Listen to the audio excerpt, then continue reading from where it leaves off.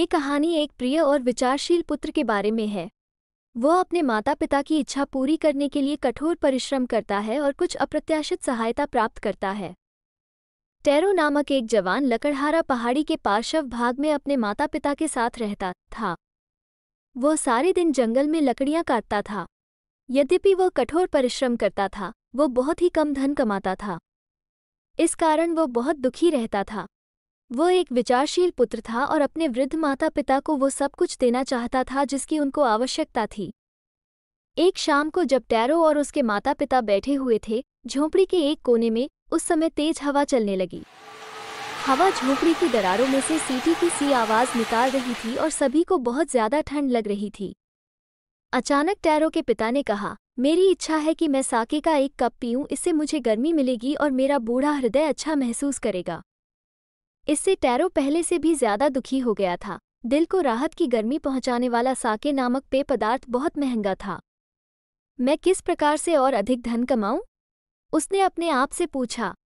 मैं अपने कमजोर पिताजी के लिए किस तरह से थोड़ी साके प्राप्त करूं?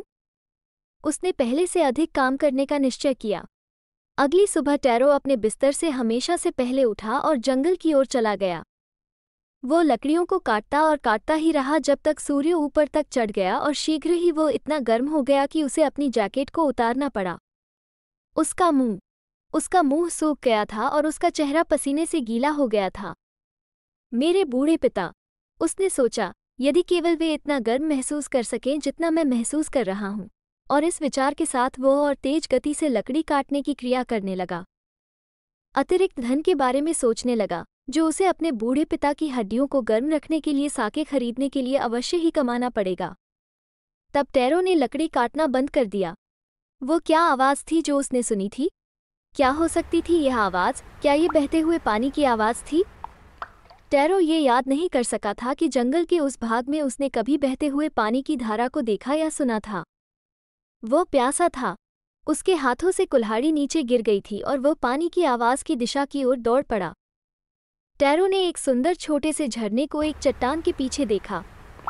जहां पर पानी खामोशी से बह रहा था, वो घुटनों के बल बैठ गया और अपने हाथों से कप की आकृति बनाकर उसने पानी भरा और उसे अपने होठों पर लगाया। क्या ये पानी था या ये साके था? उसने इसे बार बार चखा और हर बार यह ठंडे पानी के स्थान पर स्वादिष्ट साके का स्वाद देता था। टेरो ने जल्दी से उसके पास जो मटका था उसे भरा और तेजी से घर की ओर चला। वो बूढ़ा आदमी साके को पाकर बहुत प्रसन्न था। एक बार ही उस तरल को पीने से उसका कांपना रुक गया और वो आंगन के बीच में जाकर थोड़ा सा नाचने लगा था। उस दोपहर बाद एक पड़ोसी उनके पास रुककर मिलने के लिए आई।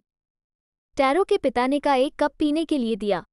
उस औरत ने लालचीपन से इसे पिया और वृद्ध व्यक्ति को उसने धन्यवाद दिया। तब टेरो ने जादुई झरने की कहानी उसे सुनाई। उस स्वादिष्ट पेय पदार्थ के लिए उनको धन्यवाद देकर वो जल्दी से वहां से चली गई। रात होने तक उस महिला ने संपूर्ण गांव में वो कहानी सब जगह पर फैला दी। उस शाम लकड़हारे के घर पर आगंतुकों का एक लंबा जुलूस सा था। प्रत्येक व्यक्ति ने झरने की कहानी को सुना और साके का एक चूंट पिया। 1 घंटे से भी कम समय में मटका खाली हो गया था।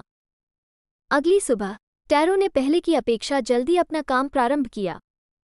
वो अपने साथ सबसे बड़ा घड़ा जो उसके पास था वो ले गया, क्योंकि उसका यह इरादा था कि वो सबसे पहले झरने पर जाएगा। जब वह इसके पास पहुंचा, उसे ये जानकर बहुत अधिक आश्चर्य हुआ कि उसके सारे पड़ोसी वहां पर पहले से ही थे। वे अपने साथ मटका, जार, बाल्टियां जो कुछ वे इस जादुई साके को भरकर ले जाने के लिए ला सकते थे, लाए थे।